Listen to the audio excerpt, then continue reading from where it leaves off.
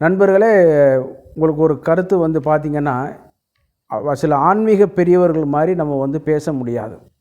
ஏன்னா நம்ம மருத்துவருங்கிறதுனால வந்து ஒரு அந்த கோர்வையாக இந்த ஆன்மீகத்தை பற்றி பேச வராது. ஆனால் இந்த நோய் தீர்க்கும் அபூர்வ ஆலயங்கள் வந்து பார்த்திங்கன்னு கேட்டிங்கன்னா நிறைய எண்ணிக்கையில் இருக்குது.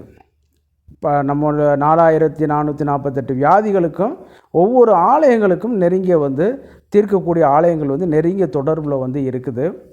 அந்த வரிசையில் இன்றைக்கி நம்ம தோல் நோய்கள் சம்மந்தப்பட்ட ஆலயங்களை வந்து நம்ம பார்த்துட்ருக்கோம். இந்த ஆலயங்கள் வந்து அதிகமாக யாருக்கும் பரிச்சயார்த்தமான இல்லாதது, அதே நேரம் வந்து வெரி எஃபெக்டிவான ஒரு ஸ்தலங்கள். முந்தைய வீடியோவில் வந்து தீர்த்தாண்ட தானம்ங்கிற ஒரு ஸ்தலத்தை வந்து பார்த்தோம். அது எப்படி அந்த நோயை குணமாக்குது, மூலவரை பற்றி பார்த்தோம். அந்த வரிசையில் இன்றைக்கி வந்து ஸ்பெசிஃபிக்காக வெண்குஷ்டம் அப்படிங்கிற நோயை போக்கக்கூடிய ஒரு தலத்தை தான் இன்றைக்கி வந்து பார்க்க போகிறோம். இது நிகழ்ச்சிக்கு போகிறதுக்கு முன்னாடி உங்கள்கிட்ட ஒரு சின்ன வேண்டுகோள். நம்ம நிகழ்ச்சி உங்களுக்கு உண்மையிலே பிடிச்சிருந்துச்சுன்னா லைக் பண்ணுங்கள், மற்றவர்களுக்கும் பயன்படும்னு நினச்சிங்கன்னா ஷேர் பண்ணுங்கள். உங்களுடைய சப்ஸ்கிரிப்ஷன் தான் எங்களுடைய நிகழ்ச்சியை வந்து மேலும் மேலும் வளர்ச்சி கொண்டு போகிறதுக்கு ஒரு உறுதுணையாக இருக்கும். சரி, வாங்க நம்ம வீடியோக்குள்ளே போகலாம். இன்றைக்கி நம்ம பார்க்கக்கூடிய வந்து ஸ்தலம் வந்து காவேரி தென்கரையில் உள்ள, பொதுவாக வந்து சிவஸ்தலங்கள் வந்து ரெண்டாவதாக பிரிக்கப்படும். சோழ நாட்டில் உள்ளவை காவேரிக்கு தென்கரையில் உள்ளது, காவேரிக்கு வடகரையில் உள்ளது. காவேரிக்கு தென்கரையில் உள்ள 93வது திருத்தலம் தான் திருத்தலையலங்காடு என கூட சொல்லக்கூடிய ஒரு இது. இந்த ஸ்தலம் வந்து பார்த்திங்கன்னு கேட்டிங்கன்னா எங்கே இருக்குது, எக்ஸாக்ட் லொக்கேஷன் பார்த்திங்கன்னா கும்பகோணத்திலிருந்து திருவாரூர் போகிற பாதையில் குடவாசல் என்னும் இடத்துல இறங்கினீங்கன்னா அங்கே இருந்து 8 கிலோமீட்டர் தொலைவில் கிழக்கில் வந்து இது அமைஞ்சிருக்குது. அதே நேரத்தில் வந்து திருப்பெருவேலூர் அப்படிங்கிற ஸ்தலத்திலிருந்து ஒரு 6 கிலோமீட்டர் தொலைவில் வந்து அமைஞ்சிருக்குது. இது வந்து எந்த வட்டம் கேட்டிங்கன்னா, எந்த மாவட்டத்தில் அமைஞ்சிருக்குன்னு கேட்டிங்கன்னா திருவாரூர் மாவட்டம், குடவாசல் வட்டம். அதே நேரத்தில் வந்து செம்மங்குடி அஞ்சல் அதில் வந்து இதில் அமைஞ்சிருக்குது. பின்கோடு வந்து 612603 இதில் வந்து அமைஞ்சிருக்குது இந்த ஸ்தலம். பொதுவாக வந்து இந்த ஸ்தலத்தில் வந்து ஒரு விசேஷம் என்னன்னு கேட்டிங்கன்னா, பங்குனி 30, 31, சித்திரை 1, 2, 3 நாட்களில் வந்து சூரியன் வந்து கதிர்கள் வந்து நேரடியாக சாமி மேலே பட்டு அபிஷேகம் செய்யப்படக்கூடிய ஒரு பெரிய பாக்கியம் இந்த ஸ்தலத்தில் தான் இருக்குது. அதே நேரத்தில் வந்து பார்த்தோம்னு கேட்டிங்கன்னா இங்கே உள்ள இறைவன் பேர் வந்து நர்த்தனபுரீஸ்வரர் எனப்படும் ஆடல் வள்ளநாதர். தாயார் பேர் வந்து ஸ்ரீ பாலாம்பிகை எனப்படும் திருமடந்தை அம்மன். இவங்க தான் முக்கியமான இதில் இருக்காங்க. இந்த தல வரலாறு வந்து பார்த்திங்கன்னு கேட்டிங்கன்னா 2 விதத்தில் இந்த தல வரலாறு இருக்குது. எக்ஸாக்டாக பொதுவாக வந்து கொஞ்சம் அகந்தை அடைந்த, அதாவது செருக்குற்ற தாருகாவன முனிவர்கள் வந்து சிவபெருமானை வெல்ல புலியை அனுப்பினார்கள். இப்போ அபிச்சார யாகம்னு ஒரு யாகத்தை நடத்தி, ஒரு வேள்வியை நடத்தி அதில் இருந்து ஒரு புலியை வந்து அனுப்பினார்கள். சிவபெருமான் அந்த புலியை வந்து சம்ஹாரம் பண்ணி அந்த தோலை வந்து உடுத்தினார்.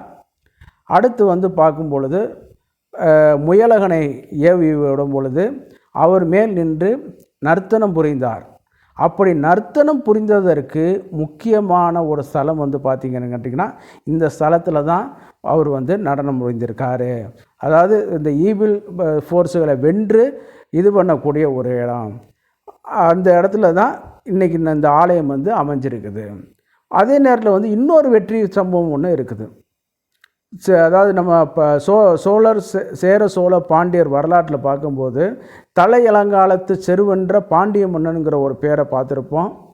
இந்த மன்னர் அந்த இடத்துல நடந்த ஒரு போரில் தான் வெற்றி பெற்று வாகை சூடியதுனால வந்து தலையலங்காலத்து செருவென்ற பாண்டியன் மன்னன் அப்படிங்கிற ஒரு பேர் வந்து அவருக்கு வந்து வரப்பெற்றுச்சு.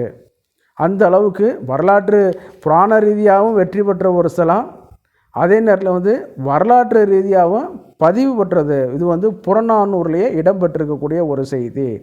அப்பேற்பட்ட இந்த ஸ்தலத்தில் வந்து பார்த்தீங்கன்னு கேட்டிங்கன்னா, நடனம் பயிற்சி செய்பவர்களுக்கு, அதே நேரத்தில் வந்து வெற்றி வாகை சூட விரும்புபவர்களுக்கு இந்த ஸ்தலத்தோட இறைவன் வந்து ஒரு அருள் செய்து கொண்டிருக்கிறார். இங்கு உள்ள சங்கு தீர்த்தத்தில் வந்து நீராடி பார்த்தோம்னா ஒரு 45 நாட்கள் நெய் தீபம் ஏற்றி வழிபட்டு வர வெண்குஷ்டம் வந்து நீங்கும். என்ன சார் இவ்வளோ பெரிய லாங்காக சொல்கிறீங்களே? நீங்கள் வந்து எடுத்து பார்த்தீங்கன்னா மதுமேகம் ஸ்வித்ரம் யாப்பியம் சொல்லிட்டாங்க. இந்த ஸ்வித்ரம்ங்கிற வெண்குஷ்டம் வந்து குணமாகாது. அந்த அளவுக்கு வந்து ஒரு லாங்கான ஒரு ப்ராசஸ் உள்ள ஒரு நோய். அப்பேற்பட்ட நோய் வந்து அவங்களுக்கு தான் தெரியும். இந்த வெண்குஷ்டம், வெண்புள்ளிகள், உடம்புல நிறம் மாறுறது, இவங்கெல்லாம் வந்து பார்த்திங்கன்னு கேட்டிங்கன்னா, இந்த ஒரு 45 நாள் நீங்கள் செலவு பண்ணி இதை பண்ணிங்கன்னா கண்டிப்பாக குணமடையும் என்பது இந்த தலத்தினுடைய ஒரு வரலாறு. இதில் எந்த விதமான மாற்று கருத்துக்கள் வந்து கிடையாது.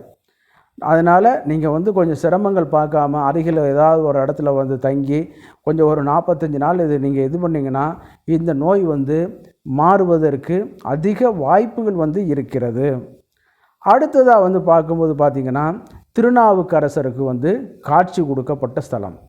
இந்த ஸ்தலத்துக்குள்ளே நுழையும் பொழுது அவர் வந்து ஃபுல்லாக லிங்கமாக காட்சி அளித்ததாகவும், அதனால் வந்து அவர் வந்து கையால் ஊன்றி இந்த ஸ்தலத்தை இறைவனை வழிபட்டதாகவும், ஒரு தை அமாவாசை நன்னாளில் வந்து அவருக்கு வந்து அங்கு அமர்ந்திருக்கக்கூடிய தலம் விருட்சமாகிய பலாமரத்தினுடைய அடியில் வந்து அவருக்கு காட்சி கொடுத்ததாகவும் தல வரலாறுகள் சொல்லுது.